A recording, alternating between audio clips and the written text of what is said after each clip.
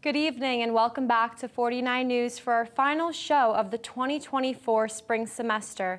I'm Kira Melizanis. And I'm Ryan Mink. Tonight, we'll be taking a look at things happening on and around UD's campus, while also taking a step back for some worldwide views. 49 News starts right now.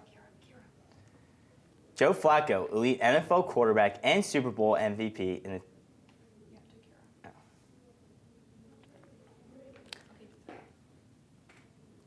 28.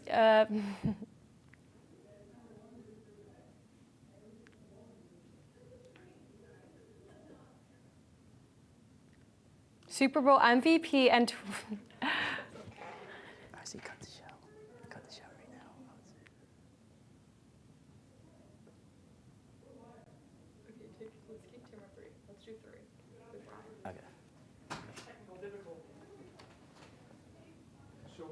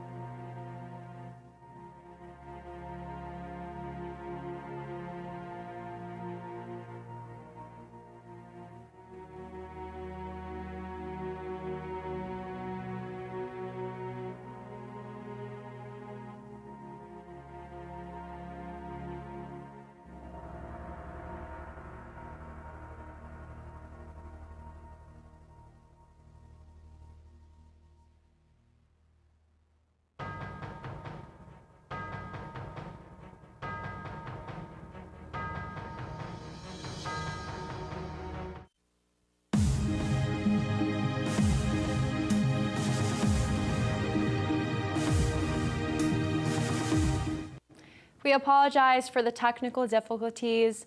Good evening and welcome back to 49 News for our final show of the 2024 spring semester.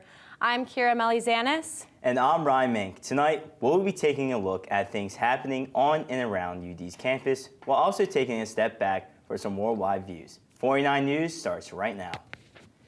Joe Flacco, elite NFL quarterback and Super Bowl MVP, and a 2008 University of Delaware graduate, will deliver the 2024 commencement address at his alma mater on Saturday, May 25th. UD President Dennis Asanis announced.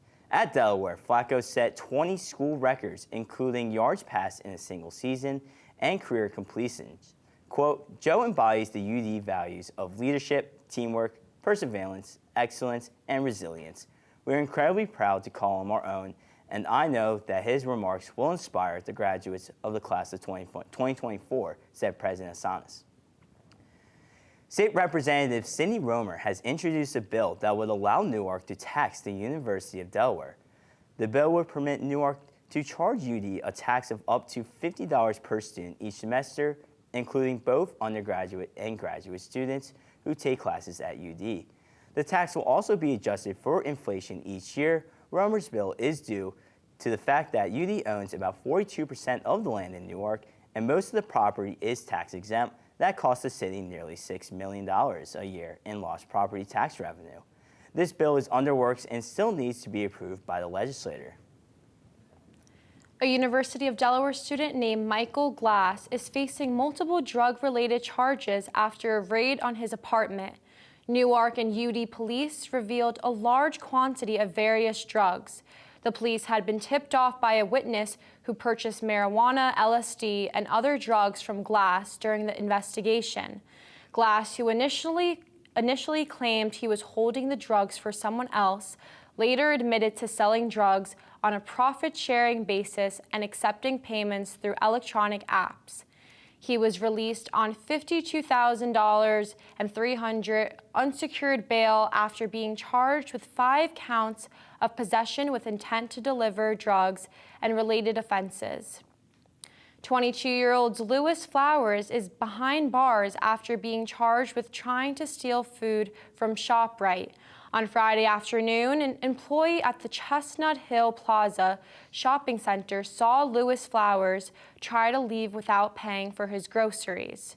Once Flowers was confronted by the worker in the parking lot, his groceries were taken and the two men got into a fight before Flowers was taken into custody by troopers. The worker had minor injuries after the fight and was treated directly after. Lewis Flowers is now in the Howard Young prison on a first-degree robbery count. With protests occurring across college campuses nationwide, UD students staged their own demonstration in support of Palestine 2 weeks ago. Noah Brecht has the story. Palestine will be free! Spurred by the recent wave of pro-Palestinian demonstrations across college campuses and negative reactions to those demonstrations by school administrators and law enforcement officials, University of Delaware students, in connection with Students for Justice in Palestine, staged a walkout protest and 3-day sit-in starting on April 24th outside of Graham Hall, home of the Biden School of Public Policy. So we are Students for Justice in Palestine. We are UD's chapter. And the start of this event was to stand in solidarity with our fellow members of SJP at the Columbia University chapter. The students of Columbia are being harassed and their rights are being violated. There was unnecessary police contact with the encampment that took place at Columbia University. As a chapter of them, as their sisters and brothers in arms, we're here to show solidarity and support for them. The hope is that President Biden's connection to the university will help the demonstration achieve its goals. The university is Biden's school, Biden's alma mater, so I think as University of Delaware students, we're in a very unique position to where politically we can put a lot of pressure on him. We want to tell President Biden we do not stand for the genocide that is happening in Gaza. The demonstrators have made 2 demands. First, for an end to the fighting in Gaza and the establishment of a permanent and lasting ceasefire, and second, for the university to financially divest from companies that support the Israeli regime. What we want from the university is divestment, but we understand that total divestment is not something that is usually feasible. So we have looked into UD's expenses, and we found particular companies that UD funds or is funding them or gets grants from. And we are sending that in a specific letter to Asanis that will be on his desk. The organizers say that this protest is primarily designed to raise awareness among UD students and faculty who may not have an opinion on the conflict or don't care. There's 20% of the campus who's pro-Palestinian, 20% of the campus who's anti-Palestinian, and then the majority just are in the middle and they don't care or they don't know. Parallels have been drawn between the current protests and protests in the early 70s against the Vietnam War, a sentiment shared by the organizers of this demonstration. Even our ancestors who fought against the Vietnam War on their college campuses, we will follow suit in tradition and fight for what's right as college students with the privilege to do so. The protest was planned at an SJP emergency meeting on Monday, 2 days earlier, in response to the police contact at Columbia University. UDPD officers were on site during the protest, but they remained at a distance and did not appear to be interacting with the demonstrators, although they did prevent the group from camping out overnight, requiring them to leave by midnight and return in the morning. We, as the e-board, had an emergency meeting on Monday, and then we started planning from there. We had to get a lot of logistics worked out. We have a lot of great contacts within the university that have been helpful to us, such as faculty and staff, and we're really, really grateful for them. We also have had meetings with the UDPD, and they have been cooperative for the most part, but we originally did want to do an encampment where we stayed overnight, and they are very much against that. Despite the timing, the protest was not in connection with the $95 billion aid package passed by Congress the day before the protests began, which primarily supports Ukraine's defensive efforts against Russia, but did include $17 billion for Israel, $4 billion of which will go towards replenishing Israel's Iron Dome missile defense systems. We do want Biden to stop providing aid to Israel. I'm not saying that that has a direct connection to planning this event, but as an organization, yes. Unfortunately, it does not seem like an end to the fighting is close, with the latest round of ceasefire negotiations falling through, and Israeli armored units, including tanks and infantry fighting vehicles, moving into the southern Gazan city of Rafah yesterday morning. I'm Noah Brecht, reporting for 49 News. University of Delaware President Dennis Asanis has issued a cautionary advisory to students amidst nationwide protests linked to the Gaza conflict. Acknowledging potential risk associated with such demonstrations, Asanis emphasizes the importance of student safety and well-being while upholding the fundamental right to the freedom of expression. The emphasis for necessity for peaceful engagement and encouraging students to stay informed about the situation. Asanis' message permits students to participate in activism as long as they remain safe and peaceful. Dover police have arrested 2 men connected to the murder of an 18-year-old girl on the campus of Delaware State University. Kamei Mitchell Da Silva was shot and killed on April 21st on the university's main campus during altercation involving 2 gunmen and 2 other men. Although she was not involved in the initial conflict, Mitchell Da Silva was struck in the head by gunfire and later died in the hospital. The 2 men responsible for the murder were located and taken into custody on Thursday and have been charged with murder, attempted murder, and additional weapon charges. Dover police continue to closely monitor the area. The fate of TikTok is becoming increasingly uncertain now that President Joe Biden has passed a bill that may ban the app. As one of the most popular apps among Gen Z, this decision has led to a mix of opinions. Casey Nyman reports on this developing story. The popular social media app TikTok has become one of the reigning platforms across college campuses. The app, which released in 2016, quickly rose in popularity and became a pastime for many during the pandemic. Today, Gen Z has become heavily reliant on scrolling through TikTok.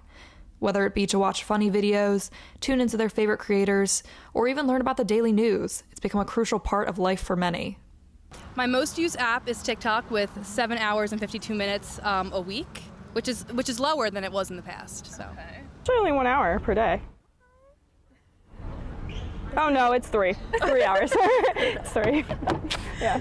Unfortunately for those dependent on their daily screen time on TikTok, after years of attempt, the app may now become obsolete in the United States. On Wednesday, April 24th, President Biden signed a law that could ban the Chinese-owned app unless it's sold within a year. So what exactly would a ban mean for users? Well, it's not as scary as it may seem. At the heart of it, the United States government doesn't want the Chinese to have access to a load of user information. So what they're proposing is taking the app off of the App Store. However, they can't individually take it off of people's phones.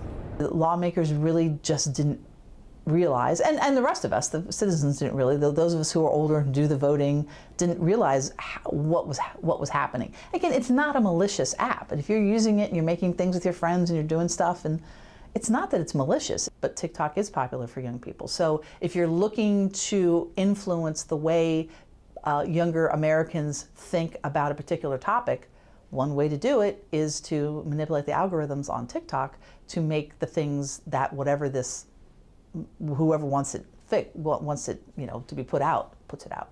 With the fears of the propaganda and data collection by the Chinese government using TikTok, this bill states that ByteDance must sell the platform to a buyer that American officials approve of.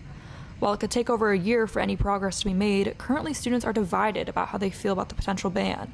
For many, TikTok's platform is more than just an entertainment source. Very upset about that. I didn't think it was gonna anything was gonna happen with it, because I know this happened, I think in 2020, people were saying it was gonna get shut down and then nothing ever came of it. But this is seeming a little bit more serious, because I know it keeps getting passed through different parts of the government. I'm not even really sure how it works. But it would be unfortunate, because that is kind of my job for the Australian meat company, so. I mean, I do what they tell me. I'd probably delete it, but I also don't think it's gonna get banned.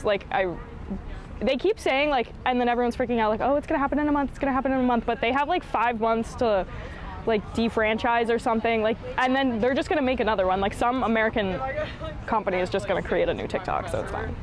With the clock now ticking on ByteDance's next move in response to the U.S. government, time will only tell how this bill will pan out. Reporting for 49 News, I'm Casey Nyman. To update on the United States TikTok conflict, Tuesday afternoon, TikTok and its Chinese-owned company, ByteDance, announced they are suing the U.S. The social media company says that the law is unconstitutional and singles out TikTok. They also claim that the proposed act does not give TikTok a choice in the matter and will force a shutdown of TikTok by January 19, 2024. This case once again brings up the issues of the First Amendment's guarantee of freedom of expression. Some government officials speculate that this response from ByteDance shows its willingness to fight in the matter rather than separating itself from its Chinese ties. A recent online survey polled 3,000 adults to compile a list of the top 100 most charming main streets in America. 3 Delaware towns made appearances on the list, including Newark's very own Main Street.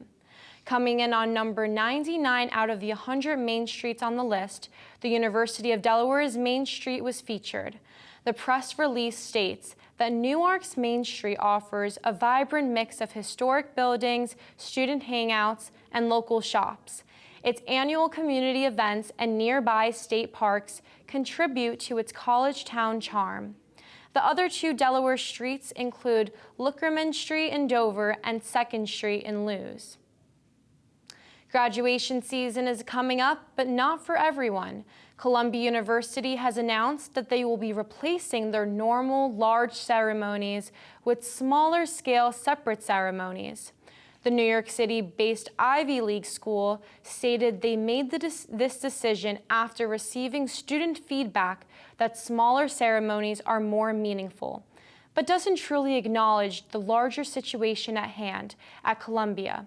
Starting in April, a large pro-Palestine protest started with over 50 tents worth of students demanding a ceasefire in Gaza and that the university devised in companies that could be profiting from the war. This has raised safety concerns for the large commencement ceremony and is likely the larger reason behind the cancellation. Columbia is not the first and likely isn't the last school.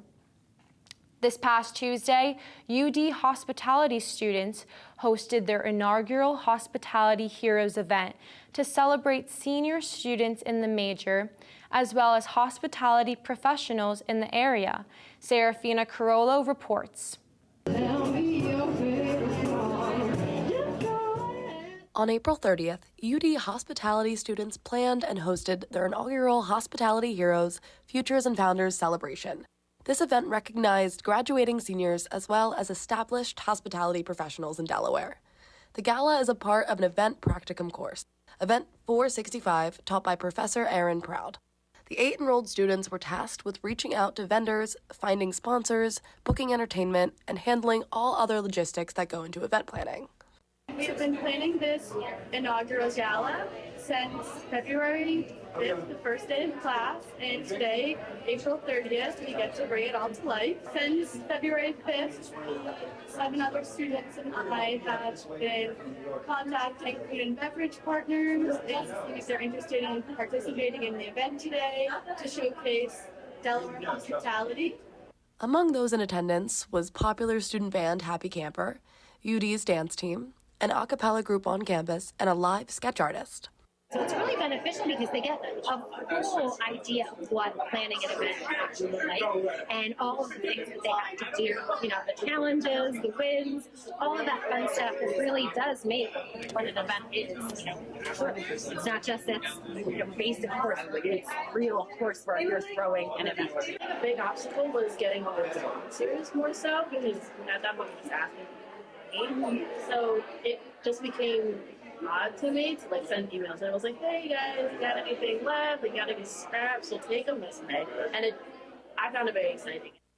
There were many food and beverage sponsors as well, including familiar favorites such as Klondike Kate's, Deer Park, Grain, Pliables, and more.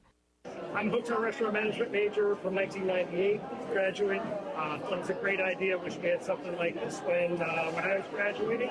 So I thought it was a great idea, great way to get the name of Grain Exchange out there. Personally, I had a blast at this event, and by the looks of it, it seems like the student attendees did too. I'm so proud of them. It's so great to see how like they've all kind of got all these different food vendors to come and like support us. Southern Wages is like their biggest sponsor, which is so cool. And then the silent auction, seeing like how many Delaware communities and like businesses were able to kind of come and support us and donate things. It's just really cool to see for everyone. I think that our hospitality program is heads above the competition just because we have so much experience, hands-on students have to get. You know, they run all of the positions in Vita Nova, our student run restaurants, fine dining, they run everything here at the hotel, and now they get to run everything as part of an event. UD's hospitality program prides itself on real, hands-on experiences that will help develop skills that will ultimately catapult students into their future careers. From 49 News, I'm Serafina Carollo. Now for our final last sports update for the 2024 spring semester.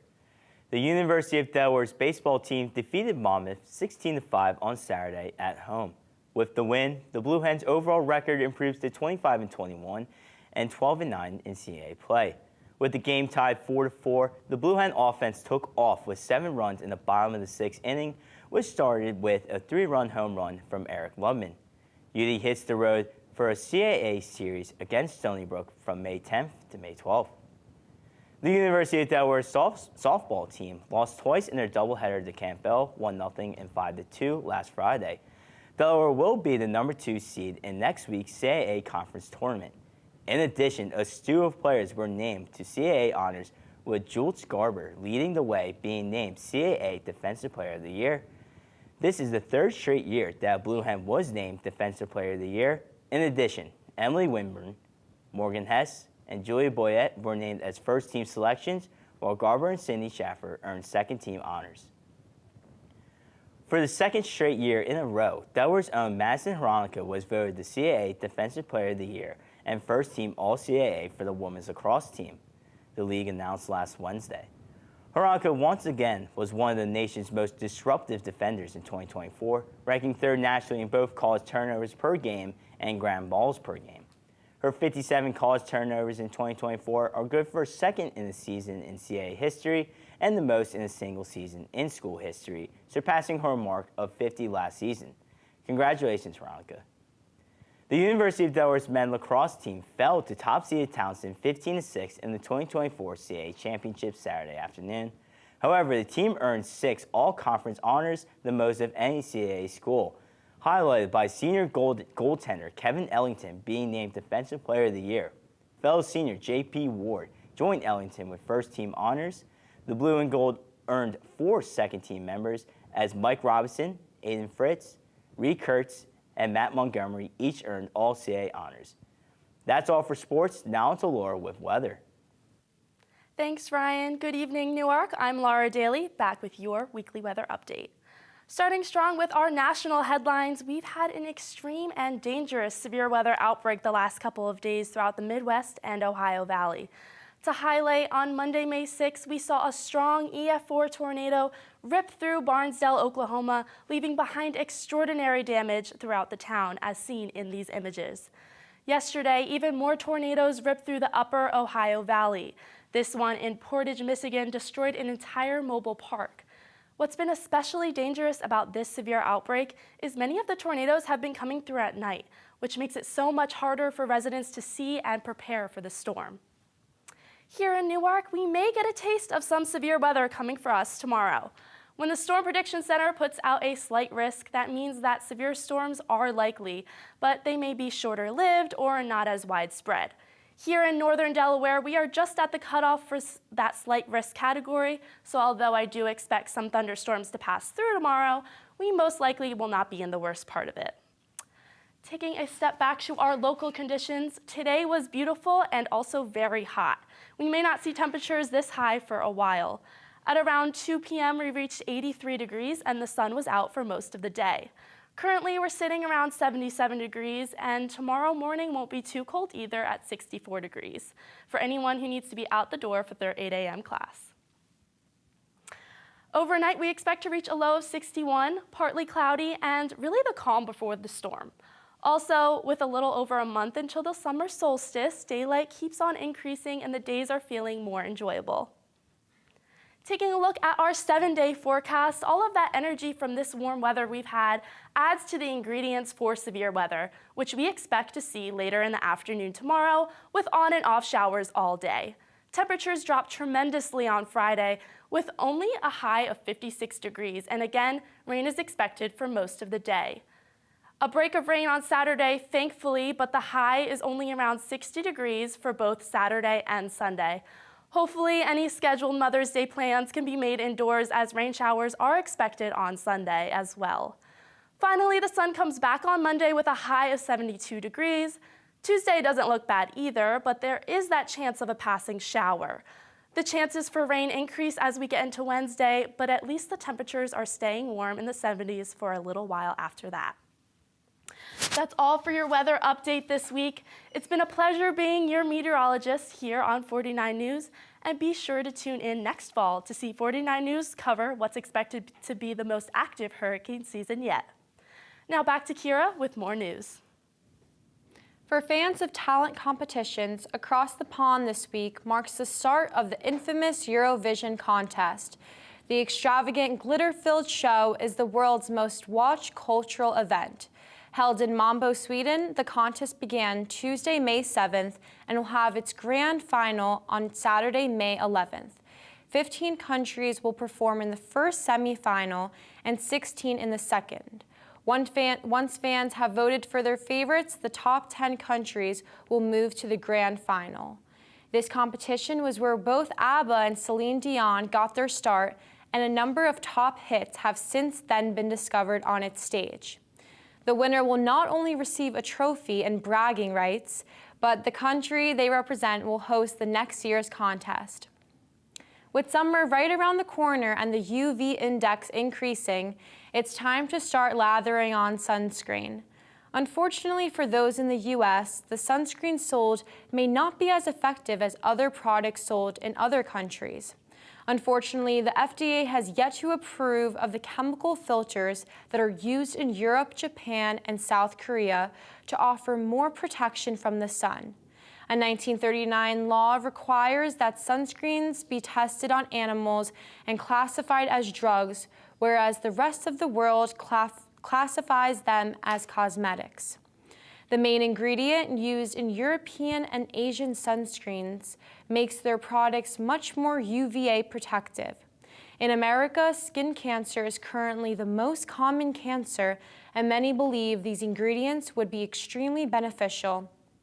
It is speculated that bemotrizinol could secure FDA approval by the end of 2025. Last week was UD's Fashion Week. The fashion club on campus all came together to plan a week of fun events, including fashion shows and pop-ups. Grace McKenna has the story. Here at UD, fashion is big. Through various fashion design and merchandising programs come multiple different clubs. This past week was UD Fashion Week. Students from all different clubs came together to show off their looks and have some fun. I spoke to the students behind UD Fashion Week to learn what it was all about. So there was a UD Fashion Week that I was aware of because Professor Schaefer mentioned it before. But for me, I didn't know until I was researching about it and making sure that there wasn't one that's active right now. And after coming back from the Paris fashion program, I thought that because there's so many in the fashion department and all these fashion clubs on campus, and there's so many clubs, I thought that we could replicate a fashion week for ourselves. Different modern structure of the UD Fashion Week with it's not just fashion shows and including activities and seminars and all these things could create a really cool fashion week dedicated to the UD students that are doing so much in all the facets of fashion in the fashion industry here on campus. So it was a way to unite everyone that's already in the clubs and also bring awareness to all the fashion programs and clubs that are existing and make it more seen across campus. One event was the U Dress Fashion Show. UD Fashion Week was a great chance for students not involved in fashion to get involved. Kind of a way to engage the non-fashion community as well as bring the fashion community together. So the idea was not to be making more events. It was to coordinate the amazing diverse events that are already happening in the spring. We kind of made it for the spring because we were planning in the fall. So the fall dates were already set for all the other clubs. And also Synergy, their only big event is during the spring semester. So we wanted to align the fashion shows that are already happening at the end of the semester to create the UD Fashion Week. UD Fashion Week was a great success with tons of different events. Make sure to check out all of the different clubs on campus if you are interested in fashion. From 49 News, I'm Grace McKenna. Good evening, everyone. Here are a few trending stories in pop culture that you might have missed. For fashion enthusiasts and people who love to be judgmental, aka me, the Met Gala offered a lot to be excited about this year. This past Monday, May 6th, people across the world gathered from their couches in their pajamas to watch and critique celebrities in couture outfits. The annual invitation-only event hosted at the Metropolitan Museum in New York City was a star-studded event. The theme, Garden of Time, referenced a 1962 short story by J.G. Ballard, which takes place in a garden of time bending florals. It also went hand in hand with the Met's Museum of Art exhibit, Sleeping Beauties, Reawakening Fashion. Personally handpicked by Anna Wintour, this year's co-chairs included Zendaya, Jennifer Lopez, Bad Bunny, and Chris Hemsworth. Whimsical fan favorites of the night were Nicki Minaj's Marnie mini dress inspired by floral oil paintings. Doja Cat's unique look was a sopping wet Vetements t-shirt dress. And Cardi B's stuns the crowd with a sweeping black gown that overtook the whole carpet. Other looks didn't just stop at the dress. Lana Del Rey and Lizzo both had some very intricate headpieces paired with their looks. Two celebrities were circulating the internet for their show-stopping looks. However, they're actually AI generated. Both Katy Perry and Rihanna were the faces of fake images that fooled many fans. Some keen-eyed social media users spotted a few things off with the pictures, such as the carpets not matching up, and soon realized that the images were likely created with artificial intelligence. Even Katy Perry's own mother admitted she thought that the pictures were real and texted her daughter complimenting her outfit. While speculations continue to surround the usage of AI technology in the music industry, this past week, AI has actually helped one famous singer regain his voice. Using AI, country singer Randy Travis was able to release a new song called Where That Came From. In July 2013, Travis was hospitalized and suffered from a stroke. In the following years, he was forced to relearn how to walk, spell, and read, and now has a condition called aphasia, which limits his ability to speak. With top hits in the past like Forever and Ever, Amen, and I Told You So, it's been over a decade since he's released a hit. Using the innovative technology of AI, developers were able to input Travis's demo vocals and mimic his style over top of an acoustic ballad soundtrack. The sound took some tweaking and editing to make the recording reflect the country singer's old soul style. According to his wife, Mary Travis, Randy went on through a whirlwind of emotions listening to her voice again, and he hopes that the song will help demonstrate the beneficial power of AI. In less positive music news, Drake and Kendrick Lamar's ongoing feud has generated 9 new diss tracks during 2024. For rap fans, the past few months have been filled with a heated rivalry between Lamar and Drake. However, the feud actually dates back a decade ago in 2013 when Lamar rapped on Big Sean's song about how he wanted to murder Drake. The feud resurfaced March 22nd with the release of Future and Metro Boomin's Like That. Lamar stirred the pot and called Drake a problem. Throughout the spring, Lamar and Drake have been bouncing back songs, dissing each other, and the rappers brought up everything from sexual abuse allegations to Ozempic rumors, height shaming, sobering allegations, and grooming. Luckily, there's still some hope for harmony in the music industry as artists like Taylor Swift and Charlie Puth support each other. In case you haven't heard it a million times already, Taylor Swift released her 11th studio album, The Tortured Poets Department, on April 19th. And to no surprise, the album has had great success the past few weeks and continues to spend its second week at #1 on Billboard's Top 200. On the title track, The Tortured Poets Department, Swift calls out music artist Charlie Puth. In the song, she declares that Charlie Puth should be a bigger artist. Puth went on last Friday night to respond to the support and posted on Instagram, lip-syncing to the track. He also wrote that this new song, Hero, will be released about his friend, speculated to be Taylor. Puth states he was a little nervous about being overly honest in his music, which is why the song has been sitting on his hard drive for a while. He alluded that Swift's song gave him the sign to release it. His new track, Hero, will be out on May 24th as the first single of his new album. Finally, in TV news, chances are while scrolling online recently, you've seen at least one headline about Netflix's new hit, Baby Reindeer. To clarify, no, it's not a new Christmas movie released in the middle of April. Who knew? Baby Reindeer is actually a thriller series focused on a stand-up comedy and his stalker. Despite very little pre-promo, the series quickly created buzz. The stalker, Martha, is an emotionally broken middle-aged woman who finds solace in the kindness shown to her by Donnie, a stand-up comedian at the local pub. The series teeters on Martha's creepy neediness and the audience's empathy for both the main characters. What makes it so intriguing to many, though, is that the show is based on a true story. The alleged stalker, who Martha's character is based on, actually spoke out, claiming she was considering taking legal action against writer and actor Richard Gadd. News just broke that the real-life Martha is going to be speaking out in an interview with Piers Morgan. That's all for this week's top entertainment news. Back to Kira. Despite years of delays and budget overruns, the Starliner is finally poised to demonstrate its capabilities as an alternative to SpaceX's Crew Dragon. There were many extensive technical challenges Boeing faced, which required significant rework and additional testing to resolve. However, mission managers expressed confidence that all known issues have been addressed and the spacecraft is now ready for its piloted mission to the International Space Station. The upcoming launch is scheduled for Monday night, and 2 former Navy test pilots, Barry Wilmore and Sunita Williams, bring a wealth of experience to the mission. The significance to this mission is marking the first piloted flight of the Starliner and the first use of an outless rocker for crewed space flight in over 6 decades.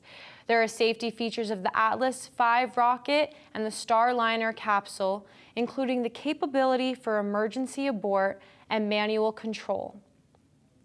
With the class of 2024 graduating soon, seniors look back on their college career. Ryan Mink has the story.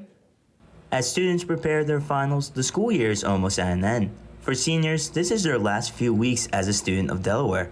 With graduation right around the corner, the class of 2024 will be taking their next step forward. Reflecting on their 4 years here at the University of Delaware, senior students gave advice to future and current students. Just don't be afraid to take risks. You know, you're going to find yourself in situations where you have the opportunity to maybe try something you haven't before or expand. So, you know, take those risks. I think that's really important. That's where we learn the most. Try new things. Go study abroad in a country you've never been to. Join a club that you had no desire to join until you got to college. Just try new things. Test yourself. Take advantage of these 4 years of college. They're the best 4 years of your life, and you'll make a lot of great memories. Sometimes you just need to relax and take a step back. Some advice that I have is to slow down and breathe. You don't have to have everything figured out right now, and this is a long journey you're getting started on, and you're going to make some mistakes, but that's okay. It's part of the fun and helps you figure out who you are. Those students are leaving the campus. The one thing they aren't leaving are the memories they made. The Phillies in the World Series with my best friends at Klondike Cakes this fall. With graduation in a couple of weeks, the class of 2024 has learned valuable lessons and unforgettable moments during their tenure at UD. Let's hope the class of 2025 can depart some more wisdom to all Blue Hens. From 49 News, I'm Ryan Mink.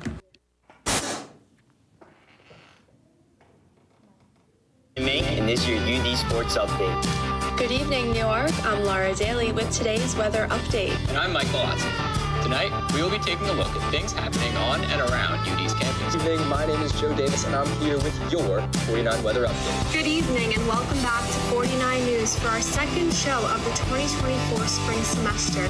I'm Kira Melizanis.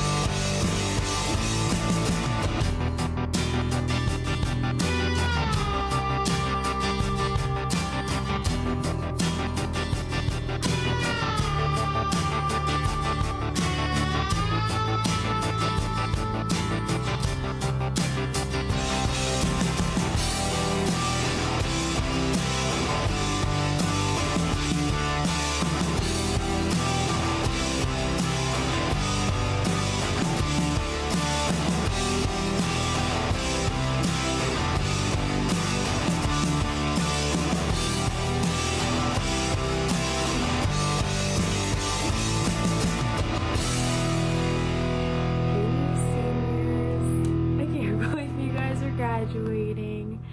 It's going to be so different without hearing Ryan do the sports segment next semester. And it's going to just be so crazy that Laura Daly can't tear up the weather anymore. But I'm so thankful I got to meet you guys. You guys have definitely helped me become a better news reporter in person. And I'm so thankful I got the opportunity to meet you guys through the news. Congratulations to the seniors and good luck in your future. Hi guys, congratulations on graduating. It's been a blast getting to work with you guys and getting to know you guys, and I'm so lucky to have been a part of the news with all of you. So I just wish you the best. I'm gonna miss all of you. I'm gonna miss working with you, Ryan, my fellow EP, but I know you guys are all gonna be doing great things. So. Hi to all of our fabulous seniors. It's been a pleasure getting to work with you guys these last few years, and just know you'll be dearly missed, but we know you're off to do bigger and better things. So for certain, you'll be back in a few years to talk to the future STN crews all about your big successes. But in the meantime, big congratulations to Joe, Laura, Mike, Angelica, Kira, and a big special thank you to our executive producer, Ryan Mink. We'll miss you guys a lot, but sending big congrats your way.